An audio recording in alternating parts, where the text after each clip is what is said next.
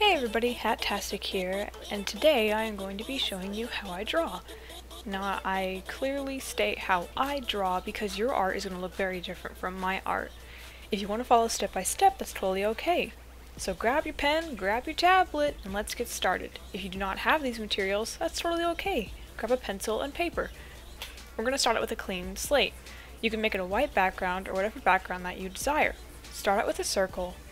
All of my art starts out with a circle, especially if it's a person. Next, we're going to put a cross over the circle. This will distinguish where the character is facing. After that, we make the chin. The chin does not have to reach the bottom of the cross. It can go as far as you'd like it to be.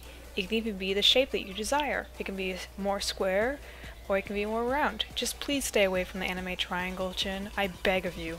I'm going to draw the hand first, for my personal preference, but you can draw the body first, then the arm. Either way, I highly recommend that you draw the hand away from the other body parts, such as the head and the arm itself.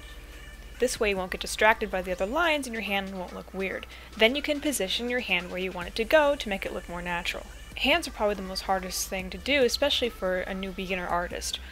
A thumb is more of like a 3D comma shape, while the other fingers are just two straight lines with a half circle at the top. Next, I like to draw the body. Now the shoulders go about the head's length, and then the body will go down as far as you like. Just make sure to keep it proportional, please. Then you can draw the arm pieces. If you copy and paste onto the other side, in case it's doing the same gesture on the other side, that's totally normal. It's not cheating because it's a tool that is there for you to use. It also helps a lot.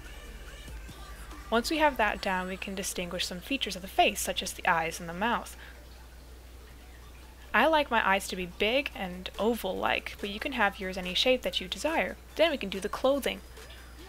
We're going to be adding the wrinkles later inside of the final design.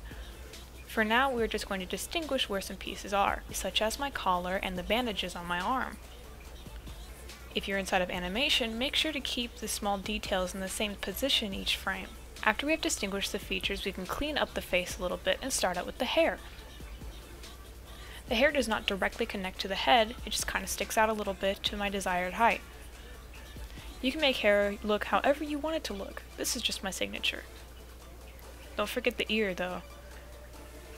Kind of forgot that, but that's okay. Once that's done, I draw a triangle on top of the head, and then I connect the line all the way down past the ear, and in this case it goes behind the thumb. Once that's done, I choose from the bottom of the triangle that's connected to my hair and then shoot it straight up. If you have a piece sticking out from where the screen is, such as this point right here, that's totally okay. You do not have to have every single detail inside of the picture. People get the gist that this is a hat. That doesn't mean I have to have the full hat in view. As for the bandage on my hat, make sure that if something is wrapped around another object, to distinguish it by giving it a little bit more texture and bumping it out from the object that it's wrapped around. Another thing that I recommend is coloring in the eyes, especially the pupils. If you color in those first, it'll be much easier to color the background white without having to go around the eye itself. I will be doing this inside the outline and the final draft version. One thing that's very important to me is eyebrows. Eyebrows really distinguish what the character is feeling. If you look at these examples that I put here, the closer the eyebrows are together, the more creases that they're going to be. Such as the happy ones don't have any creases at all, the angry ones have creases in between them, and then the worried ones have even more than that. The eyebrows, the eyes, and the mouth really help with expression, and I will be going over that inside of a different video. Now that we have our character completely drawn out, we can lower the opacity. I recommend going 60 and below. In this case, I'm doing 50%, which is fine. Make sure to have a new layer that's over the top of the outline. Also make sure to change your brush color to black when you're doing your final outline. I did not use black for my outline, but I used a lighter shade of black when you put them together. I've made this mistake more than once, so please try to remember this. One thing that you have to keep in mind is that you are going to mess up a few times. Just try it again and again until you get it right. If you're starting to feel frustrated, just get off the computer, do something different for a while, and then come back on later. But you are going to make mistakes, and it's totally okay if you do. You can always correct them. If you cannot get a line correct, like a straight line for example, at the top of my hat, It's totally okay if you draw a straight line and then move it to your desired position. Even if it's too long or too short, you can always fix it up. Once you're done with the outline, if you don't like how something looks, like this hand for example, you can change it to your desired length. Now it looks a lot better. Now for the fun part, coloring. Make sure to get your color palette, either have one handy, or you can have color palettes on the side. I have color palettes on the side next to me that are labeled, but here I will be putting the color palettes down here. I like to start out with the white of the eyes and the white of the teeth first. Either you can remove the background completely or change the background color. In this case, I'll just be removing the white and using the brown color.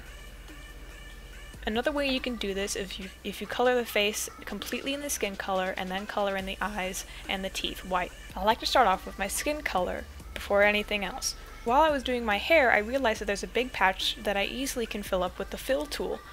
Again, this is not a cheating method. This is a tool that is provided for you to use and it's totally okay to use. Just be careful with the fill tool because it does not recognize the pixels that are around the area, like you see here. Just click on it again with the fill tool bucket and it should go away. If not, then you can manually fix it yourself by drawing over it with the pen. Once we have all the colors in, it looks a lot better. Now we get to one of the most difficult parts, which is shading. There are two ways that you can shade. One way is by taking each individual color and darkening it up a little bit. It takes a while, but it does look really nice, and that's how I used to do it. Or the second way, which I currently do now, is find one color that'll make all the other colors look dark, depending on the light source. Disclaimer, do not use black. I did use black inside the beginning, but now not so much. If you want a light source that gives out a light tone, such as people hugging or laughing, then we can have a nice color such as pinks, blues, and oranges. If you want it to be more of a dark tone, like somebody crying or somebody standing alone in the rain, then you can have dark colors such as brown, blue, or purple. In this case, we're going to be using this pink color. Select around the color and then inverse the selected tool. This way you can shade without having to worry about going outside the lines. Make sure to make the new layer that's over the color but still underneath the outline so the outline doesn't look weird. Make sure to always know where your light source is. If you have to color in a light source to always know where it is, that's totally okay. Now that we have shaded in all the crevices and even the character itself, we can now lower it to our desired opacity. Again, I choose 60 and below, but you can do it depending on how close or how far away the light is. If the light is closer, then the higher the opacity. If the light is farther, then the lower the opacity. Now we can do the easy part, the background. In this case, I'm just going to be using my end title screen background, which is a black color and then a bunch of really pretty stars. If you feel like you've seen this before, then if you've watched Poppy the Performer, then you have seen this before, for this is the night sky. I just really liked the design. I liked the pastel colored stars and the black background, so I decided to use it. Ah, I look so beautiful. And that's basically how I draw. I'll be going over tons of different designs, and if you have any questions, please leave them in the comments below. My name is Hattastic, and I hope that this helped you out.